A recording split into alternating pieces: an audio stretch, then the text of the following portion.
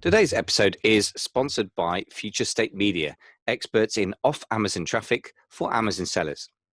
Future State Media will build you a custom-made website to deliver sales for you on Amazon. Built to grab traffic from search engines and social media, your site can be used as a secret weapon for launching products on Amazon or just to stabilize your Amazon sales. It means you can also build an email list on autopilot. Go to futurestatemedia.com for your free guide to Google SEO for Amazon sellers today. Ladies and gentlemen, boys and girls, welcome back to Amazing FBA. This is a show about Amazon product management in the States. Today we're talking to Jenna Lieber from Turnkey Product Management. They help brands grow on and off Amazon. We're going to talk about the Amazon piece today. So Jenna, first of all, welcome back to the show. Yeah, thank you so much for having me back. Coming to us live from Orange County. Obviously won't be live when people are listening, but I think we're talking some evergreen strategies today, having dealt with the COVID thing in the last episode, and do check that out. It's worth thinking that through, but this should be more evergreen, I hope. Growth strategies is what we're talking about today. So what is the first thing to do when you want to grow your Amazon account?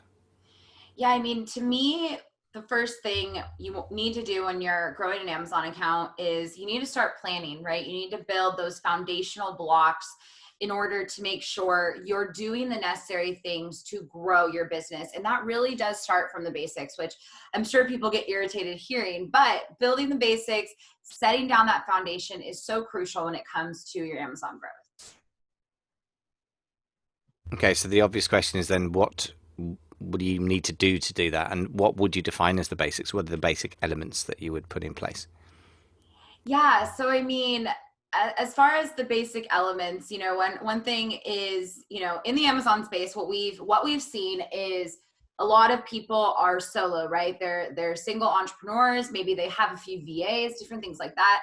And when you're in that situation, when you don't have a team around you, it's really hard to stay accountable, right? It's really hard to keep pushing yourself. It's really hard to make sure you're getting the things done necessary. So what our team does is we like to implement internally, and also with our coaching clients, we like to implement a few things to hold yourself accountable and make sure you are trying out new strategies.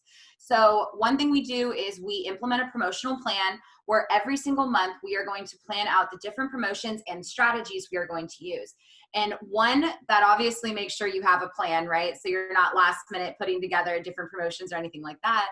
But in addition, it gives you a time to sit down, plan out your month, which forces you to try new things, to push the envelope. Because the reality is, when it comes to being successful on Amazon, you can't just run one promotion, one run ranking strategy, one review strategy, and boom, you're done. You're set for life. That's not the case with Amazon. It's always moving, always changing, and you have to be changing with it. And that's why you have to sit down and plan those different things out. Yeah, I'm glad to hear you say that, because I think a lot of the time it's very easy to fixate on the next shiny object and do that thing, and that thing kind of only is the danger. I mean, adding it on is completely different from switching from one thing to the other. So yeah, promotional calendars, pretty traditional way of doing business, and especially marketing. So it makes sense that you should integrate it to an Amazon business. But I have to say also that this is the first time I've heard somebody really talking much about doing that as well, which is kind of strange. So yeah, that's an obviously good thing to do. What about the management of all these processes? Because there's a lot that goes on. It can easily get a bit chaotic, and it's particularly if you're a solopreneur. What are your solutions to handling that? Right. So internally, our team actually uses Asana, but there's other programs very similar like it. Like I think one's called Monday. I've heard of one called Trello. So many system softwares out there that I would recommend definitely investing in. So our team uses Asana, and then we also use Basecamp to communicate with our clients. So basically what this does is you're able to create different tasks for yourself to, again, hold yourself accountable, remind yourself to get X, Y, and Z done, because getting these little things done, executing these different strategies and putting time into it really is going to be a difference maker in your business. So one really great example would be, we have an annual task around, usually now again, Prime Day moved, but usually we get a task every May which will say, okay, Prime Day is coming up, July, let's start planning for it. So we have an annual task the first week of May every single year to start planning for that Prime Day. So that's one really great example. But having systems in place also just gives you the opportunity to grow your team, right? Because you can start to delegate, you can start to give them different tasks. So it's really just puts you in a position to grow your team as well. Yeah, that does make a lot of sense because I think in the end, there's a classic management dictum, which I think Bill Gates was one of the people that mentioned, which is if you have a system or a person or a team and you have a chaotic process, you just amplify chaos.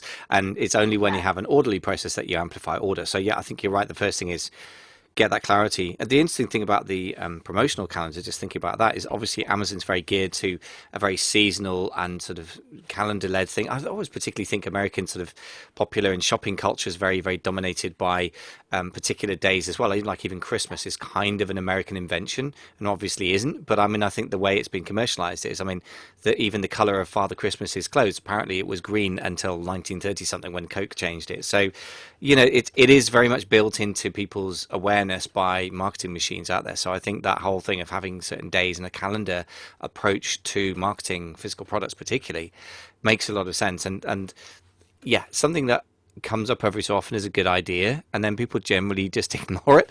So what's the process to get there from all these good ideas, which obviously makes sense? As soon as you say it, I'm like, duh, of course I should be doing that, but I don't personally, I have to admit. What's the process of getting from where most people are to start with to this beautifully organized machine that you've been talking about? Yeah, I mean, I think it's just finding the time to sit down and get it done.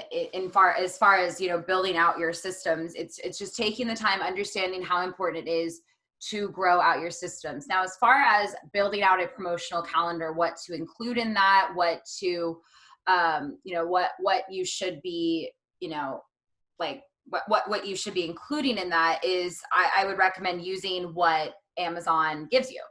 So, one really great example is, lightning deals. That's something that not many people are paying attention to, but it is something that Amazon's offering.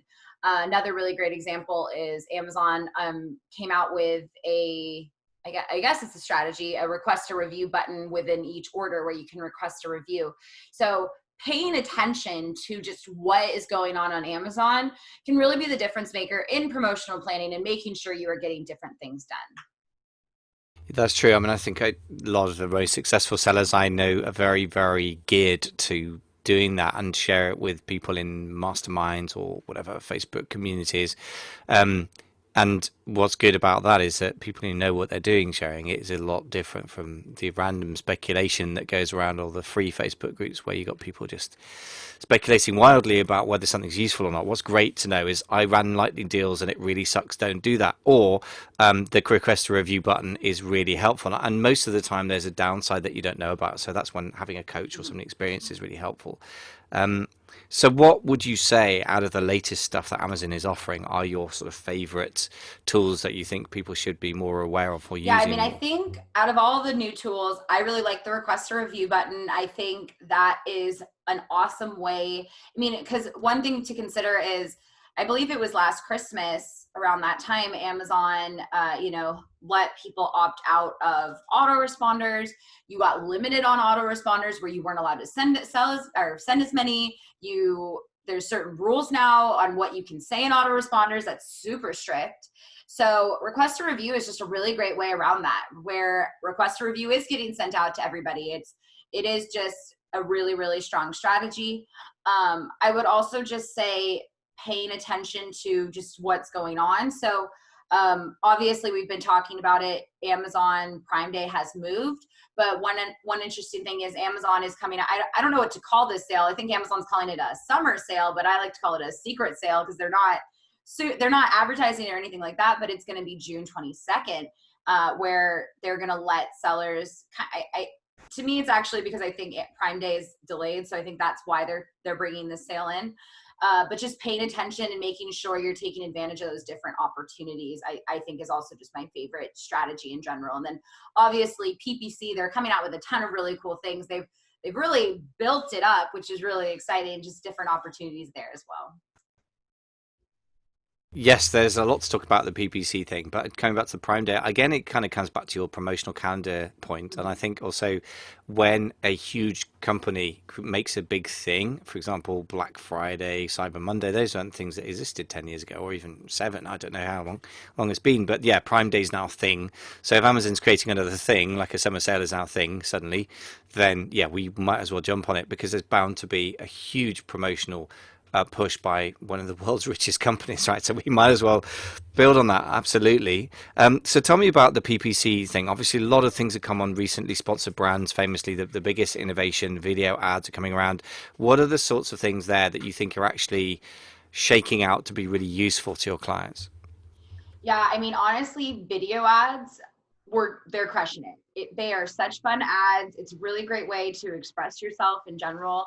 So honestly, sponsored brand video ads have been really, really powerful. In addition to that, just trying out new ads. So one thing I will say, I mean, we're working across a ton of different categories right now. So one thing I will say is not every ad is a slam dunk for each category. And it's really important to try out the different ads on your category, on your products, because it is going to be different from every single thing. So if you watch a YouTube and someone's like, oh my gosh, sponsored brand video ads is the best thing ever, but maybe it doesn't work for you. And it could be just your product. Maybe, the reality is some products are sexier than others, right? So there is a possibility that maybe yours just doesn't do well with video or different things like that. So it is important to try things out, I think is the best advice I can give people for PPC, and make sure you're also truly testing it. So sponsored brands are a really great opportunity because you can truly split test. You can have different images in there, different ad copy, different things like that. So again, split test I think is super important, and trying new things out that when they come out. Like my team's been telling me a little bit about a new ad that's coming out called Custom Images, which is in beta. So there is a possibility maybe you're not seeing it in your platform, but basically it's a display ad for mobile specifically. So again, just as these things pop up, as you see these beta programs pop up, give them a shot. Obviously regulate them closely, right? Because we know how PPC can get sometimes and get a little out of control. Regulate them, try them out, see what works best for your brand. Yeah, I like it. That does make sense to me as well. I think that's one of those things that there are two dangers that strike me. One is just doing the same old, which is not a bad week to week strategy, but if you do it for many months, you're going to get behind the curve and your competitors will get ahead of you. The other one is shiny object syndrome, where you abandon everything you've ever done. And I guess the solution is, as you say, to do it in an orderly way, to add it onto your marketing stack, to keep an eye on the figures, and then to maybe accept that it isn't right for your particular category or even brand. But yeah, you've got to try stuff out. I think the regulating things closely enables you to be more fearless in your testing of new stuff, right? Just on that, because we're going to move on to another episode in big brand building picture in a minute, but when it comes to dealing with the multitude of new products, in terms of when I say product, I mean sort of digital offering from Amazon, do you have a sort of generalized approach to how to strategically add this on rather than getting distracted and getting confused?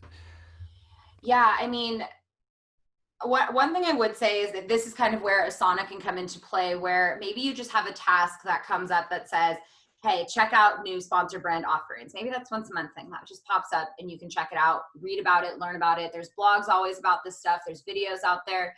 I know you guys provide that. We provide that. So, I first of all, read up on it, but, you know, I always say keep a short leash on these different things, right?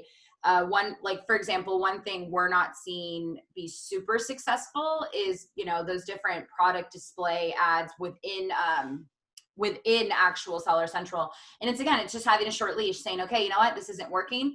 But just because you're trying new things doesn't mean you stop doing what's working, is I guess the one really important thing. So I agree with what you're saying, where it's, some people get really excited about these new opportunities and maybe abandon what was working. And you shouldn't be doing that. You should just have almost a monthly budget allocated to try out different opportunities, is really what I would suggest. And again, keep a short leash on it. If it's not working, it's okay. You still have what was working, is the idea.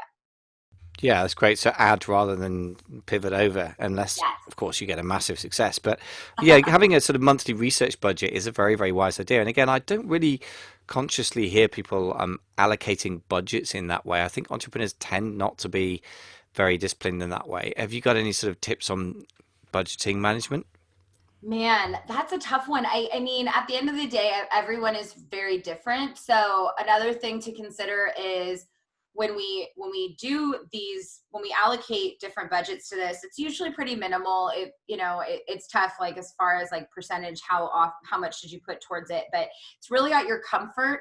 I would also just say set how profitable you want these ads to be, and that's going to be different for everybody, right? Because we all have different margins, different cogs, different opportunities. So you know, I would say set rules for yourself. So if that means I'm going to spend X, that's great. But you can also do it from an ACoS perspective where you can say, okay, I don't care how much I spend towards this, but I want to be profitable. So I need to be hitting this ACoS. So not necessarily how should I budget myself, ad spend wise, but I would say set rules for yourself internally. What margins, what ACoS you want to be hitting would be my best advice. Excellent. That's really good advice. And what I like about that, it's just a healthy thing to have as a question on anything you do. Do we have company-wide minimum ROIs? I mean, I think famously of Amazon, I think they've got a project thing. And when Brad Moss used to work for them, when I've spoken to him about it, and he said back in the day, and it's probably bigger now, is if a project didn't have the capability or the potential rather of making at least $50 million in revenue, you weren't even allowed to start it, which is kind of crazy. But that's a certain, okay, it's a huge company, but even so, that's a certain sort of approach to things. And you may have a sort of thing yourself like that, and you may be pushing for a certain ROI or a turnover of cash, or I guess the other thing you can do is time box it, right? You can say, I'm going to give this 3 months and I'm going to shut it down if it's not good. Yeah. So yeah, excellent. Lots of good common sense there. And I think what's interesting is that in your position where you manage stuff for other people a lot of the time, that it forces you to be a bit more objective about it because you have to plan this stuff through anyway. The trouble with being a solopreneur on Amazon is just because you can doesn't mean you should. You can get your finger hovering over the click set campaign going with $50 a day or whatever. It's very easy to do stuff. And that boring old planning bit is the bit that you probably need, which is when a coach is really helpful as well, right? Um, Talking of which, I know you guys have got a resources page. If people want to work with you, how do they get hold of you and what sort of stuff can you offer? Yeah. So, you can head to turnkeyproductmanagement.com/resource, where basically right there, you can go ahead and reach out to us if you want to hear just about our different opportunities. We offer full service management. We also offer coaching as well, where we'll meet you where you're at in your Amazon business and help you on specific pain points. We also offer content for you guys. So keeping up with what's new on Amazon so you can implement it into your promotional calendar. We also are on Facebook where you can join our Facebook page, or also our private Facebook group where you can address certain pain points with our members of the group. Excellent. Well, lots and lots of ways to get help. So Yeah. if people want to check it out, amazingfba.com/turnkey or turnkeyproductmanagement.com/resource, either would work very well. So Jenna, very many thanks for sharing those great tips. Yeah. Thanks for having me.